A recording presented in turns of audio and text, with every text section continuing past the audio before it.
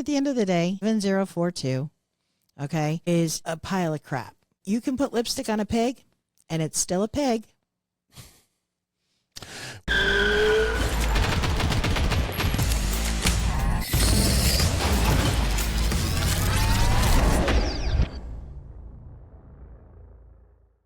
Welcome to Lock and Load Podcast. My name is Josh. And I'm Michelle, the real Michelle. Yes, as opposed to the fake Michelle from last time. Yes. And we talked to you about Connecticut 2A issues. So today we're going to talk to you about a variety of things. We're going to talk about HB 7042 a little bit more because Michelle was not here in our last podcast. We had guest Michelle Todd. And did then, a good job. You know, talk a little bit about, I guess, CCDL and possibly a representative, state representative. Most likely. Probably. So let's start off with HB. Why don't we backtrack? Why don't we end with that? Why don't we start with 705, the high cap mag bill? Okay. So the high cap mag bill made it out of committee from a 15-14 vote. Yes. You had some Dems crossing the line, one of them being Chris Poulos from the 81st district. Yes. Which was a surprising vote. Well, he voted so he voted yes on HB 6667, which, you know, throwback Thursday here, banned Connecticut CT others and a whole other slew of gun control, open carry, changed the pistol permit class requirements, being in a pretty red-ish town. If we'll be in the pudding, how's he going to vote on the floor? That will be very That's interesting what as well. Matters. So will that bill make it past the floor of the House? Well, if it does the House, then it's got to get to Senate. It's not making it past either of them. You know what? I don't think so, but I have hope. Okay. What that bill, there's not much they can argue out as to why they wouldn't, because they're still not saying high cap. Now they're tapping it off at 15, which, the truth be told, why can't we just do a standard capacity? Whatever the manufacturer makes for that firearm, we should be able to have that magazine. That's the way it should have been written, in my opinion. But, you know, they're going to go to 15. Well, okay. Does it make that much of a difference? Yes. Now you had some people, even some people on our side, say, well, what's the difference between, 3 or 4 10-rounders because you don't limit the rounds, the magazines you can carry versus having a quote-unquote high cap.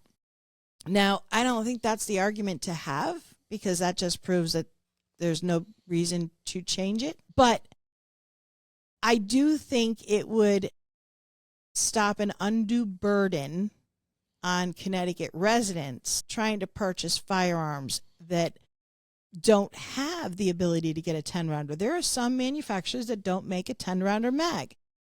To COVID with the Hellcat, right? That thing was a 13 and an 11. You have, none of you have an idea how hard it is to block a magazine for one. Yeah. No, it doesn't make sense. I mean, to me, it doesn't make sense to have a limit, period. As we say all the time, the criminals don't have a limit, so why do I? But then again, Connecticut likes to cater to the criminal. So I have hope that it will pass out. We'll keep you updated. Will it? Yeah, I don't know. And it's been on the calendar now for almost 2 weeks, and it has yet to be called. So it's on the calendar, and what they may do, because they also like to play the game where, we're passing it out of committee, we're going to bring it to the floor for a vote, and then it just never gets called. So it just kind of dies right there. That'd be great for 7042. That one's not going to happen. Two other bills we'll cover real quick. One of them was a liability act for you, the regular gun owner. So kind of like 7042, but on the civilian or like regular side, that did not get a hearing in committee. No. So that's dead. Yes. And then the other one that people were focused on was, we'll go 2 more after that, was the duty to retreat in a place of worship that died in committee. It got called and did not pass. I think the excuse they gave was this is a slippery slope on what other things you could go in. Because then they might have to give us that in our homes. Oh, my goodness. And then the last one was the credit card merchant ID That did pass out of committee. So if it passes the floor and the Senate and Nettie signs it, I don't really know the difference, honestly. So on the LLC aspect, are we going into a different code for that? It's not the LLC. So what happens is the credit card companies are going to code those purchases. You know how at the end of the year or every month you can look at your little pie chart on your credit card statement to see what category you spent money on? Some customers, their wives are going to beat them. It's not only that. The government knows that you're spending money on guns. Yes, it's there. And the credit card companies then will report it back to the governments. So they're going to say you go in and you buy, a case of ammo. Okay, you spend $1,000, which is not unheard of depending on the ammo you're buying. Okay, that's some expensive ass ammo. That's the number she's using, guys. That's what I'm going to use. Okay, we're going to go with this. Comment below what caliber you think would be a case of ammo at $1,000. Maybe a couple of cases. All right. Oh, you said a case. Okay. I want to see your comments, guys. What weird calibers can we see? So 338 Lapua on a case would be okay. Come on. Anyway, so if you spend that, it's going to show on your pie chart that you went to a gun store and you spent $1,000. You could be a safe is what you spent it on, which is easy. All right. But they're going to see guns. The game plan on this, and I know this because I've talked to people when they were writing this bill, was then they'll put you on a new list.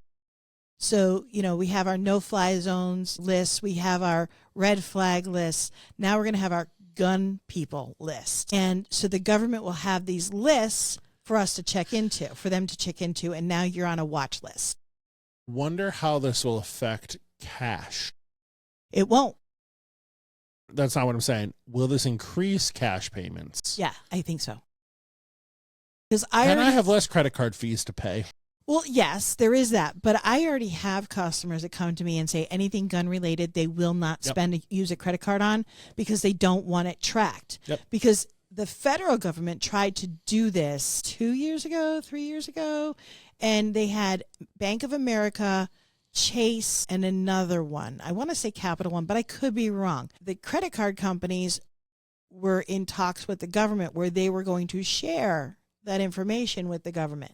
So it didn't go anywhere federally. However, now our state, in its infinite wisdom, because they're going to do it right, has decided maybe this is something they can do. So I know in my store, I don't know about yours, if this passes, I'm putting a big sign on my door that's going to say, credit cards will be tracked. It's up to you. If you want to use a card, that's cool. You should be aware because I guarantee there's going to be a lot of people out there that will not know anything about this 5-10 years down the line from now. There's people that don't know about 667, so. And mag caps and everything else, but yes. Yeah. So, this is that you need a permit to buy a shotgun. Yes. But these are things that, they do. Some people go, it doesn't matter. And it may not. Nobody may come knocking on your door. We don't know. I just don't want to give them any more ammo to try. There you go. If I knew what the button was over here, I would have hit it. So let's move on to HB 7042. Goody. And that's my favorite. So Real Michelle was not here for the last video. She was on our vacation, we'll just call it. Yeah, I was away. She was away. I was getting some sun. So let's recap it really. So on April 7th, 2025, my birthday. Was it really your birthday? Yeah, April, yes. During legislative sessions, never good to have a birthday. Every year, darn. And wife and I are out to lunch. Dinner, I think we had late dinner. That was that early bird. Yeah. And I've been watching the committee hearing all day because it's supposed to start at 10. And we're now at like 2 or 3. And they finally bring up the bill right when dinner comes there. Of course, right? Of course. I wish I was making that up. And they were in caucus for 4 hours or so. Yeah, they were doing some heavy talking. Yeah, heavy talking, some reworking of the bill. It wasn't all that much fun either. It was a lot of back and forth. Yeah. And then Fishbein comes out, State Representative Craig Fishbein from Wallingford. Republican. CCDL Legislator of the Year. Just nominated. Yeah. 2 days before Yeah. was given that award at the CCDL anniversary dinner and supported an anti-2A bill. No, it's not anti-2A. That's what they said. So they did. They cut some stuff out of the bill. Was it enough? Todd and I didn't think so. That was 2 weeks ago video. And what do you think, Michelle? Your opinion? When I found out about this, like I said, I was away. And literally within 2 minutes, I was on the phone with my husband. And I'm rambling off all of the reasons why it's a 2A bill. Okay? Like, it didn't even take much thought. It was just boom, ba-boom, ba-boom. And then he informed me that CCDL had taken it off their opposed list and put it on a closely watching list. So April 8th, CCDL's meeting. I'm watching from home. And they go through their meeting, and then Craig Fishbein comes in to talk, and they cut the feed, which I think I have a problem with separately, but I can explain that really quick. I think they cut the feed because I do know from being an exec committee and board member in the past, there is certain sensitive information that they didn't always like to let out because they were afraid of the trolls. get that, but it's not like the meeting was closed off to 15 people and he was talking to the executive board. Correct. He was talking to anybody who could be in that building. Benefit of the doubt, I'm going to say that was a judgment call on their part. Whether I agree or not, that's what I think happened. I don't know. It's my that's assumption. probably exactly what happened. Okay. So I talked to, we'll say, a handful of people that were there that night. Me too. Firsthand, right? This is not going through the game of telephone here. This is talking to them. And Craig explained that they basically gutted the bill and it's no longer an anti-gun bill. Except it's exactly what that is. And it is an anti-gun bill. And why it's an anti-gun bill? I know. I got the answer. Because their answer is it's not anti-gun because it only affects the retail sellers, so gun stores, and manufacturers. How do you buy guns? From a retail. And who makes the guns? The manufacturers. So if those two don't exist, can you get a gun? No, not in Connecticut. I don't think you. So obviously this is a pro. This is not a gun bill. It's not a gun bill anymore. Right? With that logic. Right. Wait. It still makes it a gun bill. And it still makes it an anti-2A gun bill. It makes it a horrific gun bill. Because from what my conversations were, the concept was it doesn't affect the regular gun owner. It just goes after the businesses if they are negligent. Who determines the negligence? Are anti-gun liberal judges. Because corruption isn't a word. Well, it's not even corruption. They don't like us. If we walk into a courthouse being in the gun industry, we already have an uphill battle because we're already the really, really bad people. For agreeing with a constitutional right? I'm just making sure I'm following the train here. Well, they also have to, take an oath to the Constitution. But oh. And what's the Second Amendment? Remind me? That's the number 2.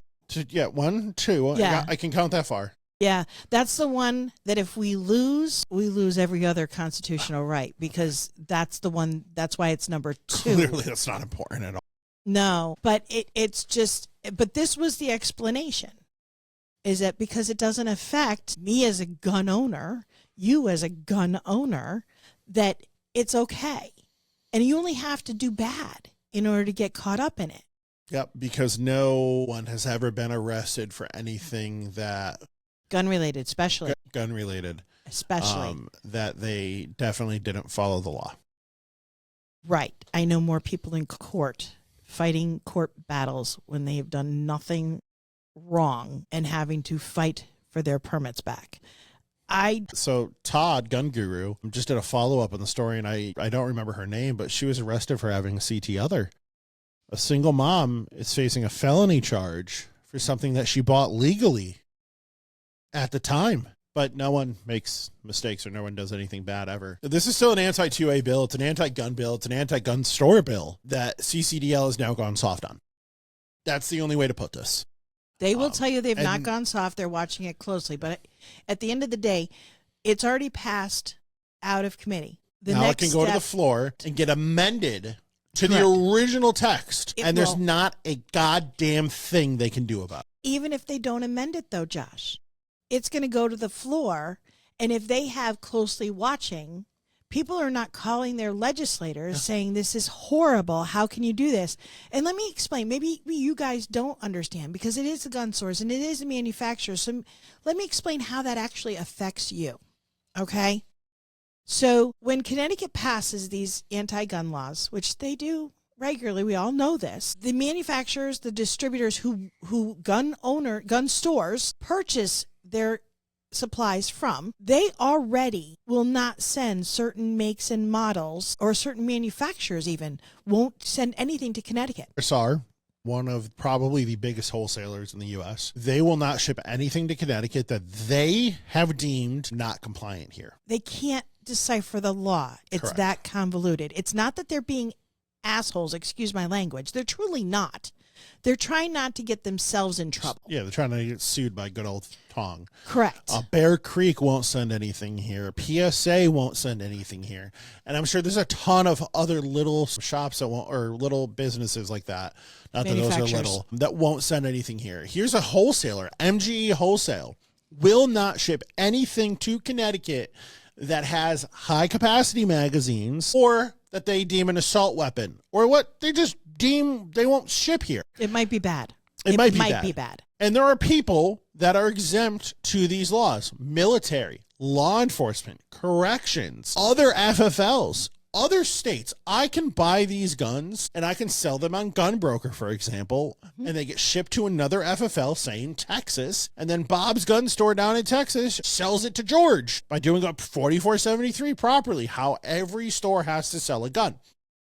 But the wholesalers are just like, nope. And that's just one. There are other wholesalers, but there's not hundreds of them. There's a couple dozen. Well, and when you get a bill like this that's targeting the industry, okay, because it's not necessarily, you're right, it's not targeting the gun owner themselves. It's targeting the industry.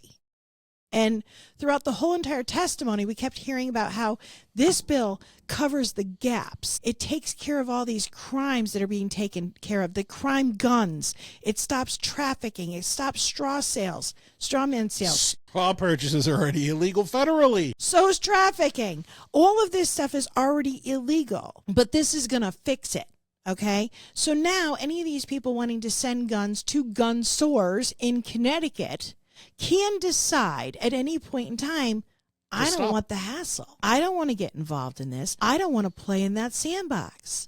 And how that trickles down to you is that if all of a sudden, say for example, Glock or Smith & Wesson or Springfield Armory decide, we're not playing, then where are you going to buy your Glocks? Because none of the stores in Connecticut can get any. And if you don't think this doesn't happen, it does. I have two words for you: Massachusetts, California. Yep. It's already here. Like you said, you got Bear Creek. We have a ton. PSA. They own nothing.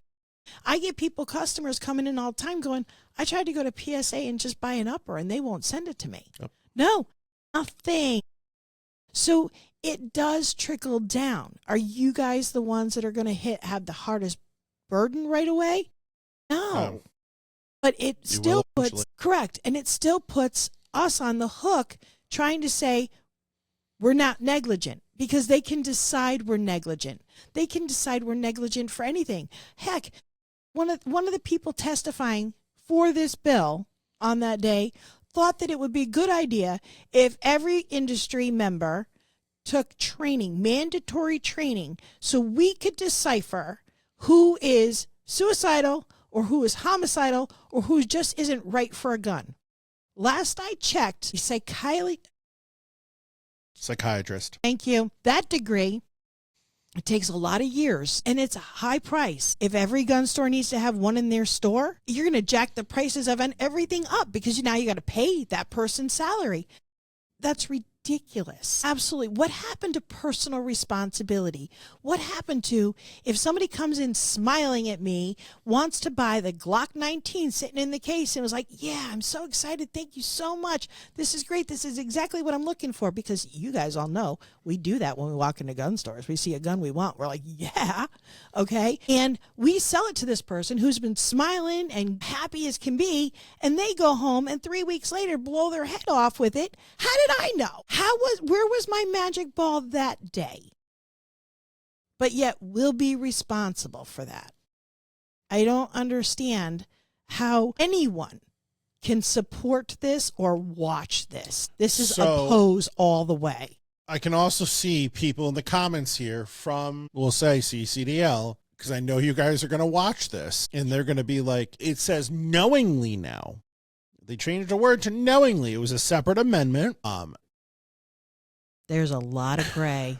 There's so much gray area in this, guys. Yeah, no, in Michelle's example here, we didn't knowingly know that. How do you prove that I didn't know that? Right? The judicial system is not on our side in Connecticut. They're not on your side, anyone watching this. And this bill is still bad. And by changing this to a watching closely was the wrong move. The NRA, ILA, is that the right abbreviation? Yes. Still says oppose this bill. So interesting. When this blew up on Facebook, and this bill did blow up on Facebook on the 8th and 9th, I think it was the 9th is where it really blew up. It blew up in different little town groups. Okay. And there were a few people that were like cross-posting it. The NRA, I saw a link from the NRA that somebody posted saying like, oppose this bill. It made it out of committee, oppose this bill, and support this other bill. And I clicked on the link. I put in my address, and I hit send. You know what that did? Sent an email to Chris Poulos of the 81st District saying, I oppose this bill. It was pre-written. It was nice. It was the simplest thing ever. It was 5 boxes, I think. Oh, that's cool. And I was like, wow, this is really nice software. This was super simple to do. And that was NRA? Yeah, NRA. See, I'm impressed. The legal aspect. Yeah, the ILA's always been pretty good, but I'm impressed that they actually stood on that, because they usually are. And they showed up. Wishy-washy. NSSF showed up too. Yes. To that committee. Don't have much for them though. They showed up though. They did. You know, GOA wasn't there. No.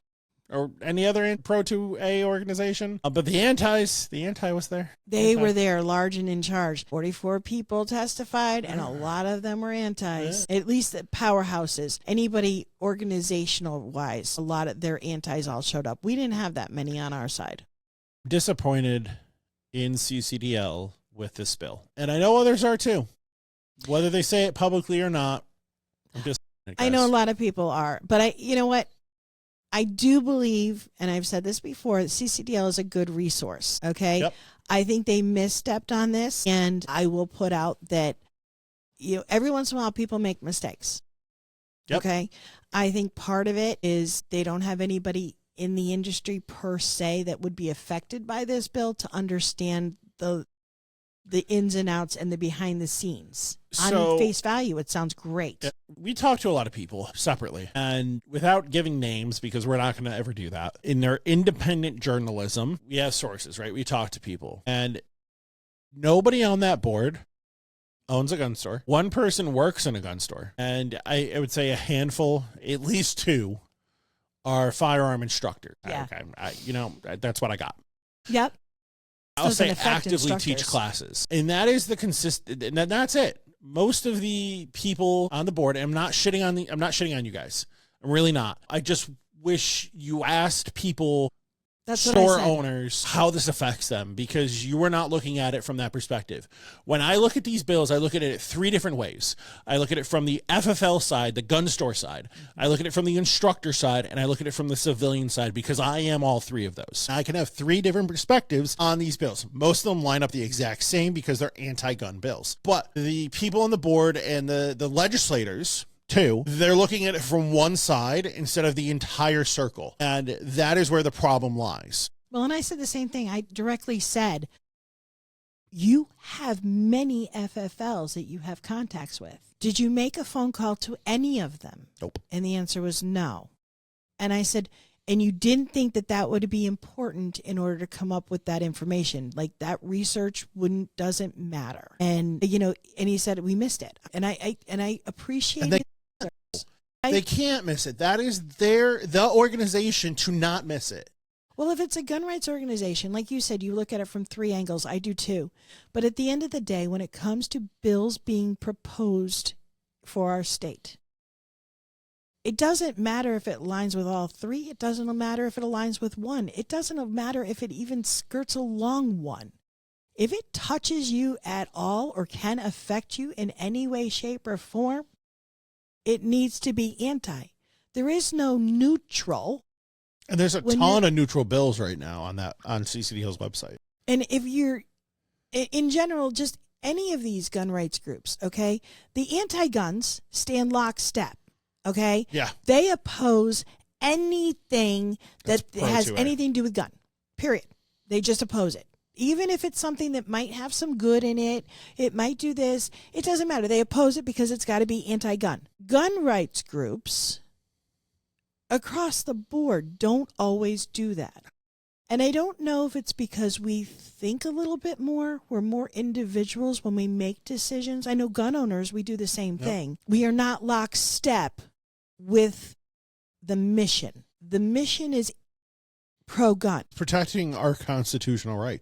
There is nowhere that this bill is pro-gun, which means it should have been It's opposed. anti-gun. It is anti-2A, and it goes after the gun stores. And if you can't buy guns from a gun store, good luck.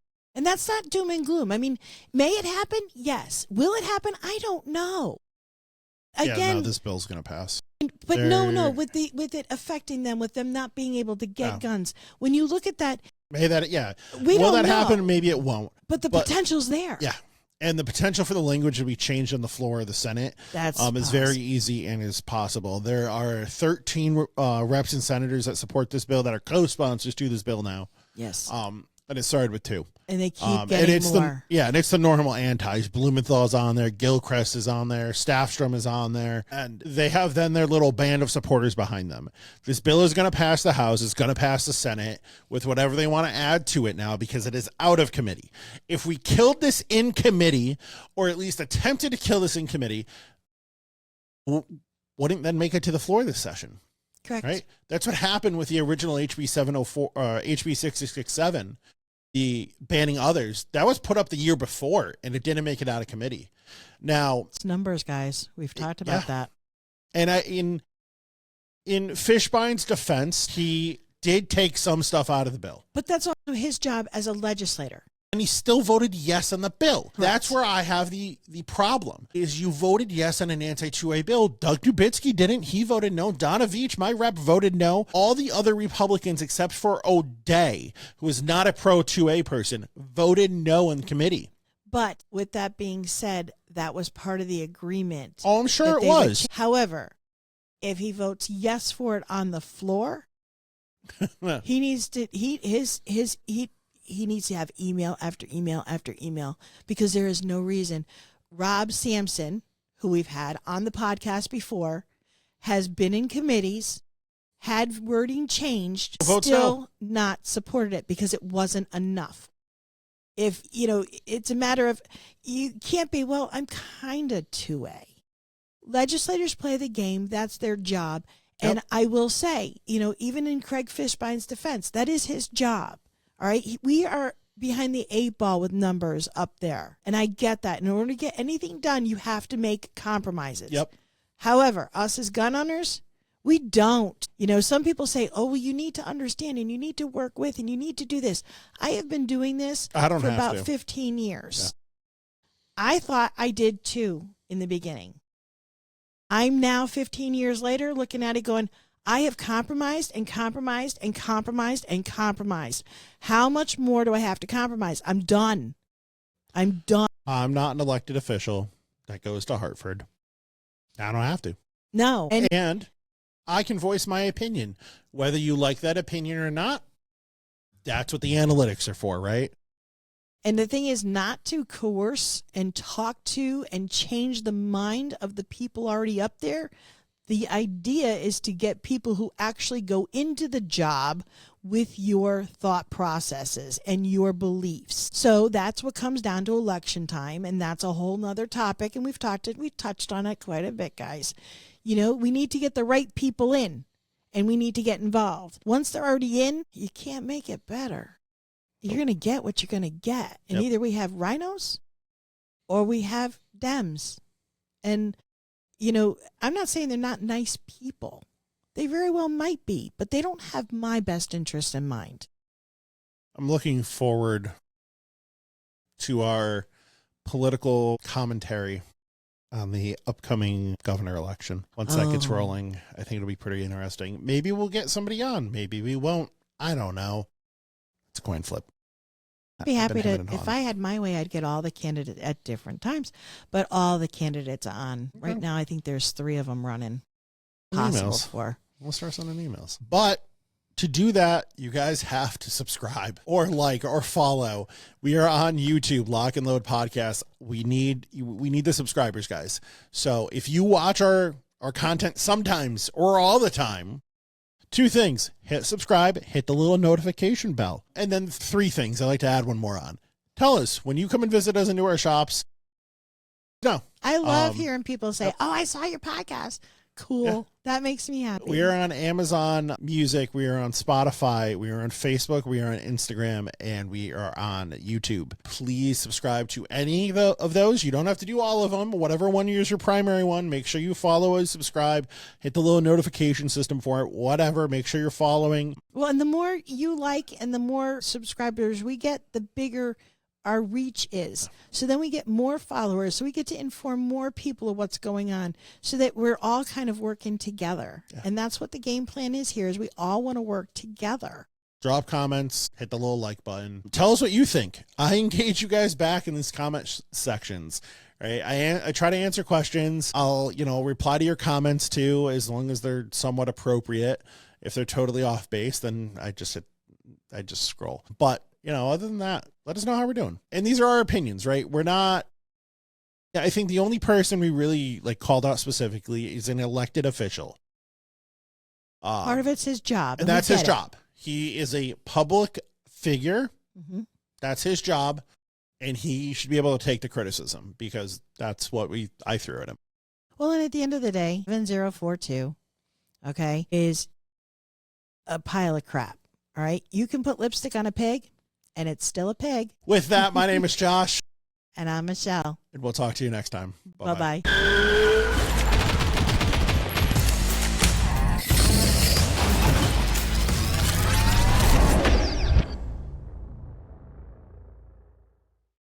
Lock and Load Podcast is sponsored by Lock and Load Firearms, Connecticut's #1 rated gun store and pistol permit class on Google.